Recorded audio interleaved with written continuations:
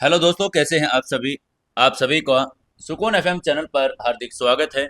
दोस्तों, मैंने आप लोगों से यही पूछा है कि हम जो नई कहानी शुरू करने जा रहे हैं वो किस समय करें, तो आप लोग कमेंट करके ज़रूर बताना। आज हम सुनने जा रहे हैं सुपर वुमन एपिसोड नंबर 9। कहानी अच्छी लग रही है तो वीडियो को लाइक ज़रूर कर दें, शेयर ज़रूर करें अपने दोस्तों तक और एक प्यारा सा कमेंट करके हमें ज़रूर बताएं। चलिए शुरू करते हैं कहानी। मानवी उस जंगल से वापस अपने घर पर आ गई थी। घर पर आने के बाद रात को उसके जादूगर उसके पास आया।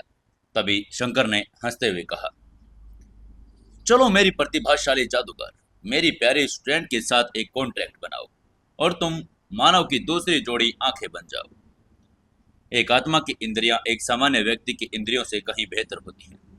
तभी भीम ने निराशा भरे स्वर में कहा, मैं क्या कर सकता हूँ, अभी तो मुझ में जरा भी ऊर्जा नहीं। शंकर ने तुरंत उसकी बात पर प्रतिक्रिया करते हुए कहा, नहीं, मैं तुम्हें ऊर्जा दे सकता हूँ, लेकिन इसके लिए तुम्हें मेरी स्ट्रेंथ की दूसरी आंख बनना होगा और उसे खतरों का पता लगाने और उनसे बचने में मदद करनी होगी। भीम ने संदेह से भौहें चढ़ाते हुए कहा, हाँ, कौन सा कॉन्ट्रैक्ट? मैं तुमसे कह रहा हूँ, मुझे हमेशा के लिए प्रतिबंधित करने के बारे में सोचना भी मत, और मालिक सेवक आत्मा कॉन्ट्रैक्ट के बारे में तो बिल्कुल भी नहीं। उसकी बात सुनकर शंकर ने अपना सिर हिलाया और धीरे से कहा, नहीं नहीं, मुझे बस एक समान कॉन्ट्रैक्ट चाहिए जहां तुम और मानव एक निश्चित दायरे में टेलीपैथी से बात कर पाओ। मानव को भविष्य के शायद बहुत सारे खतरों का सामना करना पड़ेगा। मुझे उम्मीद है कि तुम अपने पूरे प्रयास से उन खतरों को दूर करने में मदद कर पाओगे। बदले में मैं तुम्हारी कुछ शक्ति वापस पाने और तुम्हारे लिए एक उपयुक्त शरीर ढूंढने में तुम्हारी मदद जरूर करूंगा। शंकर की बात सुनकर भीम खुश हो गया, लेकिन फिर शक करते हुए उसने पूछा, कहीं तुम मुझे धोखा देने की कोशिश तो नहीं कर रहे?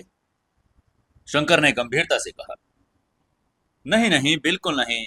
मैं एक जादूगर होने के नाते अपनी इज्जत की कसम खाता हूँ। उसको ऐसे कसम खाता हुआ देखकर भीम ने फिर से खुश होते हुए कहा, तो फिर कोई बात नहीं। आने वाले दिनों में जब भीम को उन असामान्य रूप से परेशान करने वाली समस्याओं का सामना करना पड़ा, तो उसे एहसास हुआ कि कितना दुखद था। उसने शंकर के प्रस्ताव पर सहमति जता दी थी। अगर मानवी एक छोटी शैतान थी तो शंकर एक बड़ा शैतान था। मानवी उलझन में दोनों से बातचीत करते हुए देख रही थी। फिर शंकर ने मानवी को स्पिरिचुअल पत्थर पर हाथ रखने के लिए कहा और कोई अजीब सा मंत्र पढ़ने लगा। एक हल्की सी सफेद रोशनी मानवी और स्पिरिचुअल पत्थर पर छा गई। थोड़ी देर बाद वो सफेद रोशनी गायब हो गई, लेकिन मानवी को अपने दिमाग में कुछ अलग सा महसूस हो रहा था। वो भीम से सीधे टेलीपैथी से बात कर सकती थी। भीम के साथ चीजें बहुत आसान हो जाएंगी, ये शंकर ने कहा था।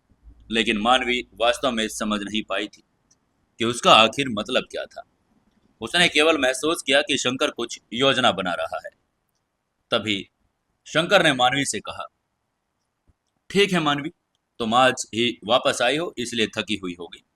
तुम्हें जल्दी से आराम करना चाहिए। यह कहने के बाद शंकर ने खिड़की खोली और बाहर कूद गया। मानवी ने ठुड्डी सहलाते हुए हाथ में लिए स्पिरिचुअल पत्थर को ध्यान से देखा। उसने थोड़ा सोचते हुए अपनी भौहें सिकोड़ ली। मानवी ने भौहें चढ़ाते हुए पूछा, भीम, क्या ये स्पिरिचुअल पत्थर बहुत कीमती है? क्या तुम अपनी काली आभा इसमें छिपा सकते हो? भीम ने खुद पर बहुत खुश होकर कहा, बेशक ये बहुत कीमती है। इस पत्थर ने खुद को जोड़कर मैं अपनी काली आभा छिपा सकता हूँ। अगर मैं जानबूझकर खुद को उजागर न करूं तो सबको लगेगा कि ये कोई साधारण पत्थर है। इसका मतलब ये था कि जब शंकर को पता चला कि पत्थर में कुछ है, तब भीम ने ही जानबूझकर खुद को उजागर किया था। मानवी ने छोटे पत्थर से खेलते हुए सहजता से कहा, कीमती? ये तो डिस्पोजेबल है। कचरा बनने से पहले सिर्फ एक बार इस्तेमाल किया जा सकता है। क्या ये चीज कीमती है? भीम ने उसकी बात का जवाब देते हुए कहा, बेशक इसे एक उप कलाकृति माना जा सकता है। आप इसके अंदर एक आत्मा रख सकते हैं। बहुत कम लोग पहचान सकते हैं कि ये एक स्पिरिचुअल पत्थर है। आपके मास्टर अद्भुत है। यहाँ तक कि दिव्य प्रिंस भी इसे नहीं पहचान पाया था। आखिर ये वाकया पूरी तरह से अनावश्यक था। अगर दिव्य प्रिंस ने इस पत्थर को पहचान लिया होता तो भीम उसी मानवीय से बात नहीं कर रहा होता। कम से कम भीम के आसपास होने से उसे काली आभाओं को भांपना आसान हो जाएगा। मानवी ने इसके बारे में सोचा और फिर उसे छोड़ दिया। आज वो बहुत थक गई थी, इसलिए उसने इस आदमी से काले जादू के बारे में किसी और दिन पूछने का फैसला किया। मानवी ने धीरे से हाथ हिलाते हुए कहा, सो जाओ। भीम मानवी के जवाब का इंतजार ही कर रहा था, लेकिन उसे फिर से ये आलसी शब्द सुनने को मिले। मानवी ने जब शांति से अपने कपड़े उतारे तो भीम ने उसे घूरा। तभी मानवी ने गुस्से में उसी की तरफ देखा। मानवी ने एक ही नज़र में भीम को ठंड का एहसास करवा दिया और वो जल्दी से स्पिरिचुअल पत्थर में छटपटाने लगा। अगले दिन जैसे ही मानवी घर की नौकरानी उसे ये बताने आई कि मास्टर विपिन आकर उसे साहित्य और गणित पढ़ाएंगे, ऐसा लग रहा था जैसे बलदेव ने मानवी के लिए इस गर्मी का कार्यक्रम पहले ही तैयार कर लिया था। नाश्ते के बाद मानवी अपने स्टडी रूम में चली गई। विपिन वहां पहले से ही उसी का इंतजार कर रहे थे। सबके पास अपना स्टडी रूम था, लेकिन बलदेव के स्टडी रूम से ज्यादा किताबें थीं। इसलिए मानवी को आमतौर पर वहीं पर पढ़ना पसंद आता था। पहले की तरह विपिन अपनी कभी न बदलने वाली सौम्य मुस्कान के साथ सभ्य और सुसंस्कृत व्यवहार कर रहा था। उनके खूबसूरत सुनहरे बाल अब भी शानदार लग रहे थे। मानवी को देखकर उनको मुस्कुराई और विपिन के सामने सम्मान करते हुए झुकते हुए बोली, मास्टर, मेरा इंतजार करने के लिए धन्यवाद। विपिन ने मुस्कुराते हुए कहा, नहीं नहीं, मैं अभी आया हूँ, चलो क्लास शुरू करते हैं। उसकी बात सुनते ही मानवी सीधी होकर बैठ गई। किसी ने उसकी मेज पर पहले से ही सारी किताबें रख दी थी जिनकी उसको जरूरत थी।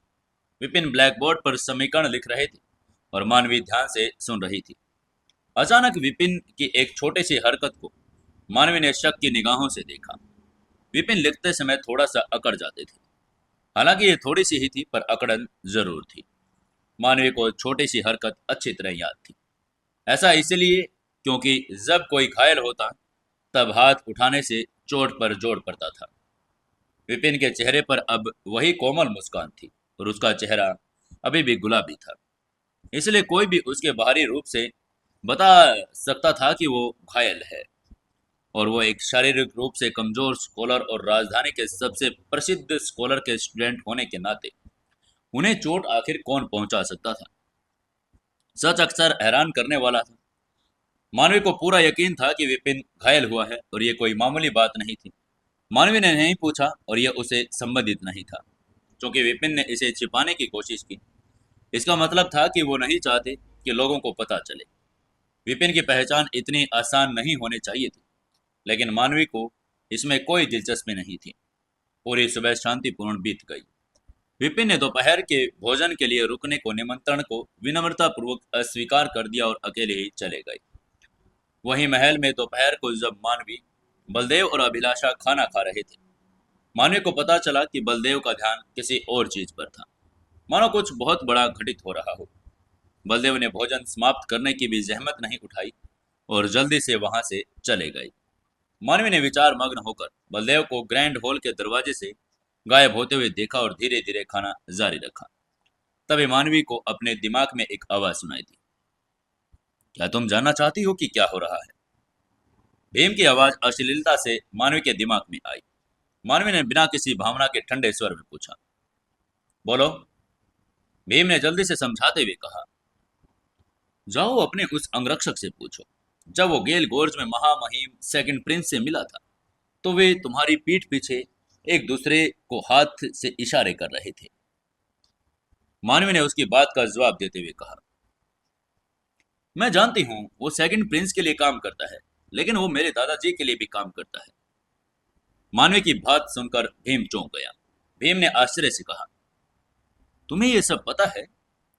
मानवी ने हाँ में सिर हिलाते हुए कहा, अगर मैं गलत नहीं हूं तो वो। इतना कहकर मानवी की आवाज बंद हो गई, जिसे भीम बेहद अधीर हो गया था। भीम ने आग्रह करते हुए पूछा, वो क्या? अपनी बात पूरी करो ना। मानवी ने बेफिक्री से कहा, भीम, तुम्हें नहीं पता, जिज्ञासा अक्सर लोगों की जान ले लेती है। लेकिन इस बेपरवाह आवाज ने भीम का दिल दहला दिया था। किशोर अवस्था में ही होशियार दिखने वाली ये लड़की वाकई उतनी मासूम नहीं थी जितनी दिखती थी। भीम आज्ञाकारी ढंग से चुप हो गया और कोई आवाज नहीं की। अभिलाषा से कुछ देर बात करने के बाद मानवी ने दोपहर के विश्राम के लिए चली गई। विश्राम के बाद अपने घुड़सवारी और तलवारबाजी सीखी। रोहित ने मानवी का पीछे से पीछा किया और ताकि वह मानवी के दरवाजे तक नहीं पहुंच पाए। तभी अचानक मानवी ने पलटकर रोहित की तरफ देखते हुए भाव शून्य भाव से पूछा, कल रात कुछ हुआ था क्या? सेकंड प्रिंस से संबंधित कुछ? मानवी की बात सुनकर रोहित के चेहरे के भाव तुरंत बदल गए। लेकिन ये केवल एक पल के लिए था, इससे पहले भी अव्यक्ति सामान्य हो जाए। रोहित ने गंभीरता से कहा, कल रात महामहिम सेकंड प्रिंस पर हमला हुआ था। टेम्पेस्ट वॉरियर्स रेजिमेंट के कमांडर ने मौजूद होने के कारण वो लोग नाकाम रहे। कमांडर ने हत्यारे को गंभीर रूप से घायल कर दिया, लेकिन उसे भी गंभीर चोटें आई थी। उसकी नजर मानवी के चेहरे से हट नहीं रही थी और वो उसके चेहरे को पढ़ने की कोशिश कर रहा था, लेकिन मानवी के भावहीन चेहरे ने उसे निराश कर दिया। तभी मानवी ने उदासीनता से पूछा, क्या ये एक टॉप सीक्रेट नहीं होना चाहिए था? रोहित ने कुछ नहीं कहा, वो सिर्फ अपना थोड़ा सा सिर हिला पाया। उसकी हाँ पाते ही मानवी ने हल्के से मुस्कुराते हुए पूछा, तो फिर तुमने मुझे क्यों बताया? मानवी के मुंह के कोने पर एक मुस्कान उभर आई। बलदेव ने भी उसे बताया नहीं था। पहली बात तो ये कि वो नहीं चाहता था कि सेकंड प्रिंस पर हमले की बात फैल जाए, और दूसरी बात वो ये भी नहीं चाहता था कि मानवी इसमें शामिल हो। लेकिन रोहित ने अभी अभी उसे साफ बता दिया था, तो उसका क्या मतलब था? रोहित ने धीमी आवाज में कहा, तुम पहले वाली मानवी नहीं हो। मानवी ठंडी हंसी हंसी और रोहित की तरफ तिरस्कार से सिर उठाते हुए बोली, रोहित, मैं मानवी शेखावत हूँ। वही मानवी शेखावत जिसका पुनर्जन्म हुआ है, और वही जिसकी हमेशा रक्षा करने के लिए तुमने कसम खाई थी। रोहित ने अपना सिर नीचे करते हुए कहा, हाँ। उसने बाएं हाथ की मुट्ठी को बांध लिया और अपने सीने पर जोर से वार करते हुए एक बार सबसे योद्धा का अभिवादन किया, और उसकी आंखों में अब कोई भ्रम नहीं था। हालांकि मानवी को पहले से ही जवाब पता था, फिर भी उसने उदासीनता से पूछा, अब बताओ, मुझे ये सब बताने का तुम्हारा क्या मकसद था? रोहित ने उसकी बात का जवाब देते हुए कहा, मैं तो बस मिस का रिएक्शन जानना चाहता था। रोहित ने उसे छिपाने की कोशिश नहीं की। मानवी ने रोहित के बदलते भाव को मजाकिया नजरों से देखते हुए कहा, तुम और दादाजी दोनों सेकंड प्रिंस का समर्थन करते हो। हालांकि दादाजी ने आधिकारिक तौर पर अपना समर्थन जाहिर नहीं किया, फिर भी उन्होंने तुम्हें सेकंड प्रिंस की गुप्त मदद करने के लिए भेजा था। मेरे अंगरक्षक होने के अलावा तुम्हारे और क्या क्या काम है? हालांकि शाही परिवार का उत्तराधिकारी प्रिंस माना जाता था, लेकिन ऐसा लग रहा था कि असल में ऐसा बिल्कुल भी नहीं था। रोहित ने धीरे से जवाब देते हुए कहा, मिस, आपकी अंतर्दृष्टि और समझ पहले ही मास्टर बलदेव से आगे निकल चुकी है। रोहित का चेहरा और स्वर असामान्य रूप से गंभीर हो गए थे। मानवी ने ठंडे स्वर में दोहराते हुए कहा, मुझे तुम्हारी चापलूसी की जरूरत नहीं है। हालांकि रोहित के शब्द निश्चित रूप से चापलूसी के लिए नहीं थे। उसकी आंखों में एक अजीब सी चमक थी। बेशक उसे पता था कि मानवी क्या जानना चाहती थी, लेकिन अभी समय नहीं था। रोहित ने गंभीरता से वादा करते हुए कहा, मिस, मैं अभी अपना दूसरा काम नहीं बता सकता। मुझे उम्मीद है आप समझ जाएंगी कि जब जरूरत होगी तो मैं आपको सब कुछ बता दूंगा। बस अभी समय नहीं है। मानवी ने तुरंत ठंडे स्वर में कहा, ओह अच्छा, तो फिर जब समय हो तब बता देना।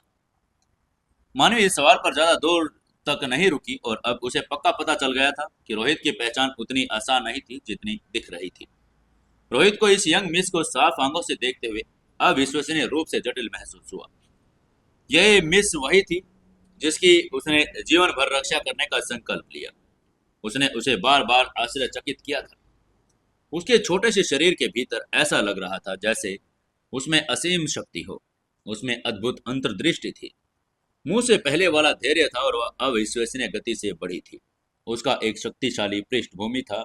वो कल्पना भी नहीं कर सकता था कि वो कितनी ऊंचाइयों तक पहुंचेगी। अच्छा हुआ कि वो उसकी दुश्मन नहीं थी। तभी मानवी ने आगे कहा, क्या देख रहे हो? दोपहर में गाड़ी तैयार कर लेना। मुझे अच्छे गहनों की दुकान पर जाना है। अब मैं पहले दोपहर का विश्राम लूंगी। मानवी की बर्फ जैसी ठंडी आवाज सुनकर रोहित को एकदम होश आया।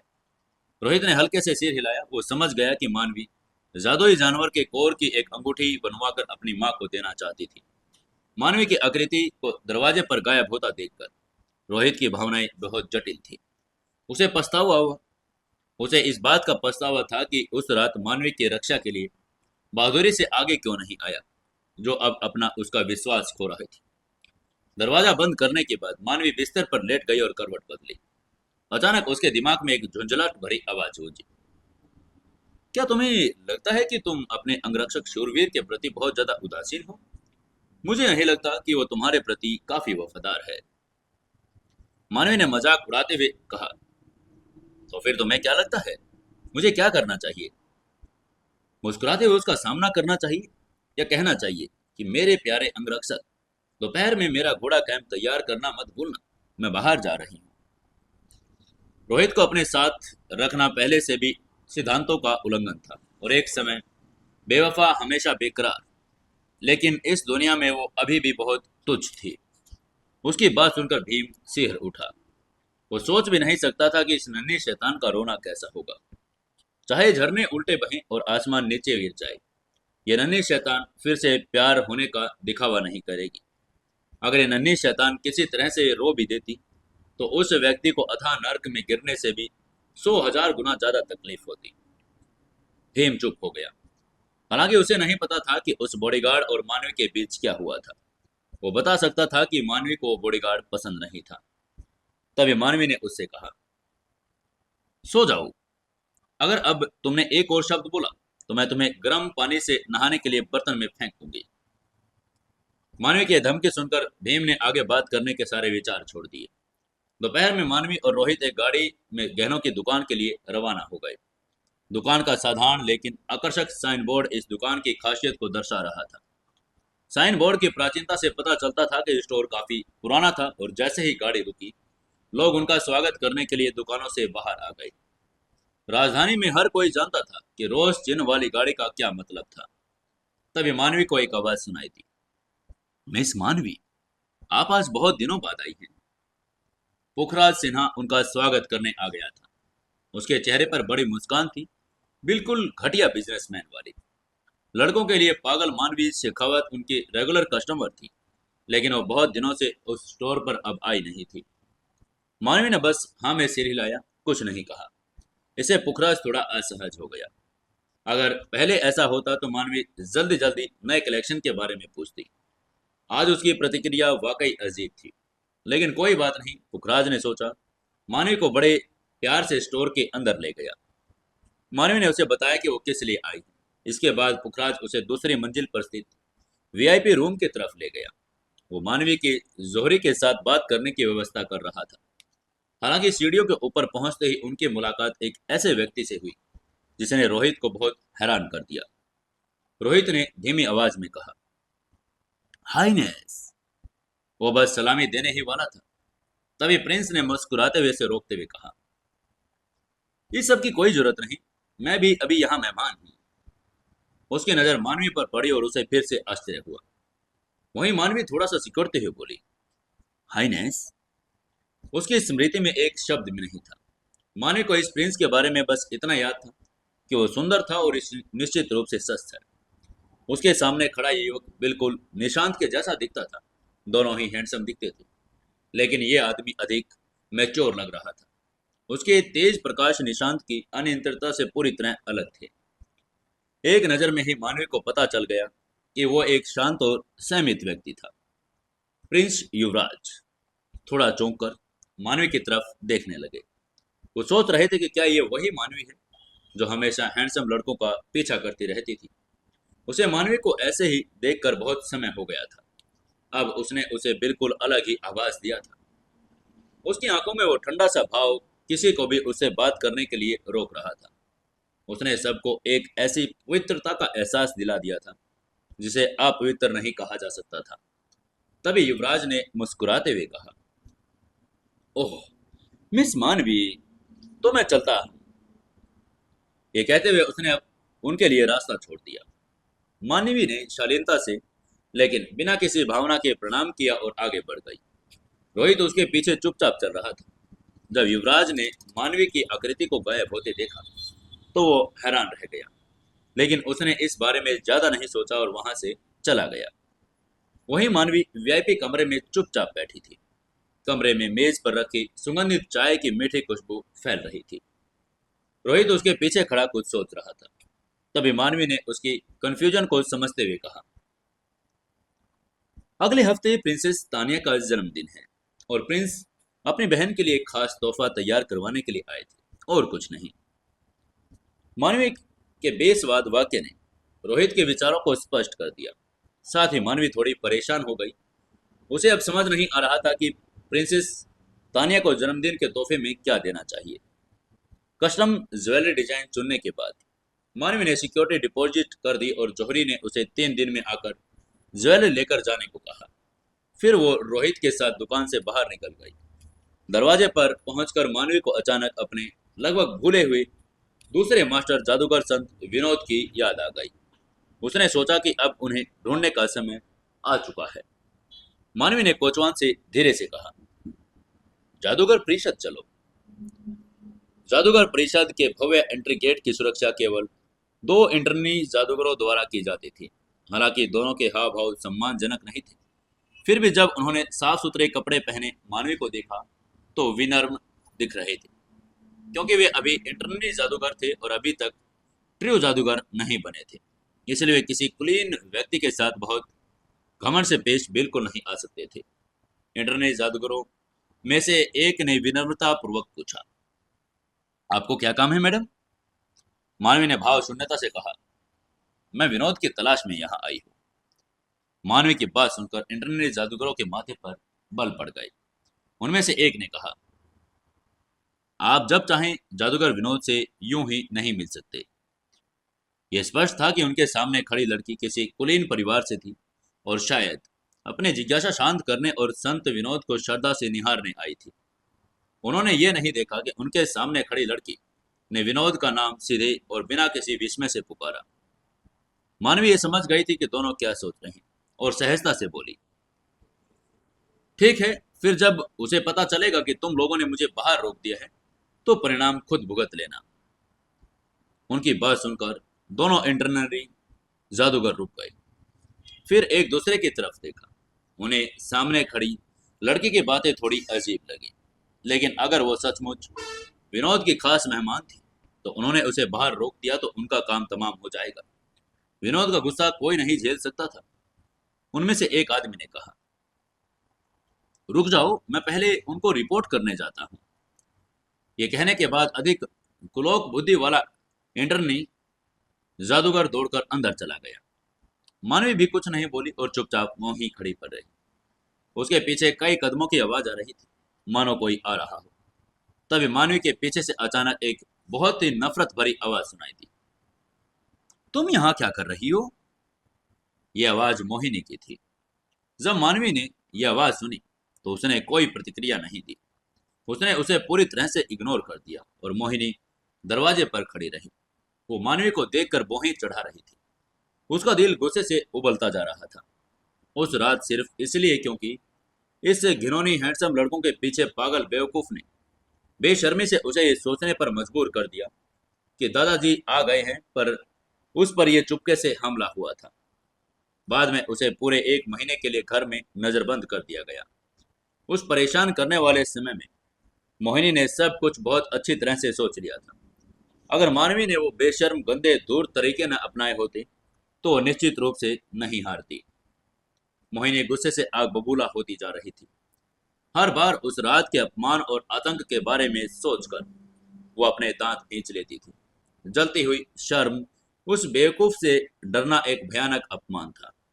उसे उस अपमान का बदला जरूर चुकाना होगा, 100 गुना चुकाना होगा। जादूगर मोहिनी ने सामने एक बूढ़ा आदमी खड़ा था जिसने जादूगर का लंबा चोगा पहना था। उसके बीच कढ़ाई वाला सुनहरा फूल दिख रहा था। और वो जादूगर विनोद के बाद दूसरे नंबर पर था। लेकिन उनके बीच का ये लेवल बहुत बड़ा था और ये सनराइज इंस्टीट्यूट का प्रिंसिपल और मोहिनी का मास्टर ओमकार था। ओमकार ने सुनहरे बालों वाली लड़की की पीठ देखी और समझ गया कि वो मोहिनी की बड़ी बहन मानवी है। मानवी के बारे में उसके मन में भी कोई पॉजिटिव धारणा नहीं थी। उसने मानवी की बेतुकी हरकतों के बारे में बेशक अपनी प्रिय स्टूडेंट मोहिनी से पहले ही सुन लिया था। मोहिनी के पीछे खड़े दोनों लड़के बेशक उसके सीनियर थे, सबको मानवी से नफरत थी। मोहिनी ने मानवी को उसे इग्नोर करते देखा। उसका पूरा शरीर कांप उठा, फटने को तैयार। लेकिन उसे याद आया कि यह जादूगर परिषद था और वो अपने मास्टर के साथ थी।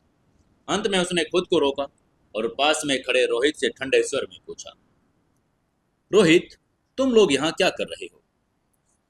रोहित ने न तो चापलूसी की और न ही दबंगई से, सिर्फ भाव शून्यता स्वर में जवाब देते हुए कहा, सेकंड मिस, हम मास्टर विनोद से मिलने के लिए आए हैं।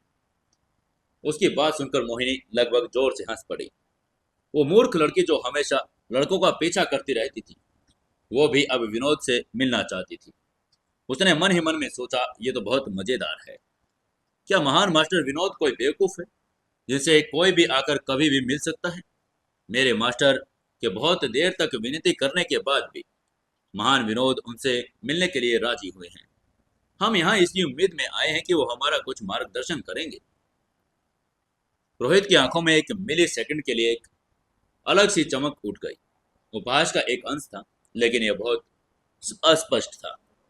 मोहिनी ठाका लगाकर हंसते हुए बोली, तुम भी सर विनोद से मिलना चाहती हो? ये तो बड़ी बेवकूफी से भरी बकवास है। मोहिनी के पीछे खड़े दोनों आदमियों के चेहरे पर मजाकिया भाव थे। ये बिल्कुल साफ था कि मानवी की विनोद से मिलने की चाहत मेंढक के हंस पर मांस खाने की चाहत से भी ज्यादा बेतुकी थी। पहले की तरह मानवी ने मोहिनी के उपहास का कोई जवाब नहीं दिया। उसने मोहिनी के बगल में बैठे प्रिंसिपल को भी नजरअंदाज कर दिया। हो सकता है कि बाकी छात्र प्रिंसिपल से मिलते ही आदर पूर्वक अभिवादन करें, लेकिन मानवी को जरा भी सम्मान नहीं दिखाया। वो बस बेसिक पढ़ाने वाले टीचर्स में सबसे सीनियर थे। इसमें इससे कुछ ज्यादा ही नहीं। बेसिक पढ़ाने वाले टीचर्स के प्रति उनके मन में थोड़ा बहुत सम्मान था, लेकिन प्रिंसिपल के प्रति उनके मन में जरा भी सम्मान नहीं था। रोहित भी चुप रहा। उसने इस बारे में कुछ नहीं कहा कि विनोद ने मानवी को पहले ही अपना स्टूडेंट एक्सेप्ट कर लिया है। तभी ओमकार ने खांसते हुए कहा, बस बस मोहिनी, चलो अंदर चलते हैं। मोहिनी ने भी तुरंत हाँ में सिर हिलाते हुए कहा, जी हाँ मास्टर। मोहिनी समझ गई थी कि उनका मकसद मानवी को ताना मारना और उसका मजाक उड़ाना नहीं था, बल्कि कुछ और जरूरी काम भी करना था। अगली बार जब वो मिलेंगे तो इस बेवकूफ को जरूर सबक सिखाएंगे। लेकिन तभी ओमकार ने मानवी के पहने हुए कंगन को देखा। चौंक कर वो चिल्ला गया, ट्रांसपोर्ट ब्रेसलेट! बेशक उसने उस कंगन को पहचान लिया था। उसके मास्टर विनोद ने उस अनमोल खजाने को बड़ी सावधानी से बनाया था। ट्रांसपोर्टेशन एक बहुत हाई लेवल का जादू था और एक निश्चित लेवल पर पहुंचने के बाद इस जादू की प्रैक्टिस करना बहुत मुश्किल ही नहीं, लेकिन ट्रांसपोर्टेशन को एक जादुई उपकरण में ढालना बहुत मुश्किल था। लेकिन ये अनमोल वस्तु अब इस लड़के की कलाई पर थी। ललित की हैरानी भरी आंखें देखकर मोहिनी ने उससे पूछा, मास्टर क्या बात है? मोहिनी भी हैरान थी, क्योंकि अपने मास्टर को इतना शौक में उसने कभी नहीं देखा था। ओमकार ने मोहिनी के प्रश्न का उत्तर नहीं दिया, बल्कि मानवी की तरफ देखा और सावधानी से पूछा, मानवी, तुम्हें यह कंगन कहां से मिला? मानवी ने उदासीनता से जवाब देते हुए कहा, किसी ने मुझे ये दिया था। उसने केवल एक प्रिंसिपल के रूप में उसके पद के प्रति सम्मान के कारण जवाब दिया। उसे उसे कोई भी सम्मान नहीं देना था। उसकी बात सुनकर ओमकार आश्चर्य से चिल्लाया, ये असंभव है। ये मेरे मास्टर के सबसे अनमोल खजानों में से एक है। उसे अब भी समझ नहीं आ रहा था, लेकिन अगर उसे यह नहीं दिखाया गया था तो उसे कैसे मिला? ये संभव ही नहीं कि उसके मालिक ने इसे दिया हो या खो दिया हो। मानवी ने इसे संयोग से पा लिया हो। मोहिनी आश्चर्य से चिल्लाई, क्या ओमकार के बाकी दो स्टूडेंट भी एकदम से चौंक गए थे। फिर मोहिनी ने गुस्से में चिल्लाते हुए कहा, तो फिर उसने ये चुराया होगा ना। मानवी, तुम चोर हो, कितनी बेशर्म हो तुम शेखावत परिवार को बहुत बदनाम कर रही हो। मैं फिर से मानवी की वजह से मोहिनी को सारी समझ खत्म हो चुकी थी। उसके दिमाग में जो कुछ भी था उसने वो सब अब लगातार उगल दिया था। वहीं उसकी बात सुनकर रोहित ने अपनी भौहें चढ़ाई।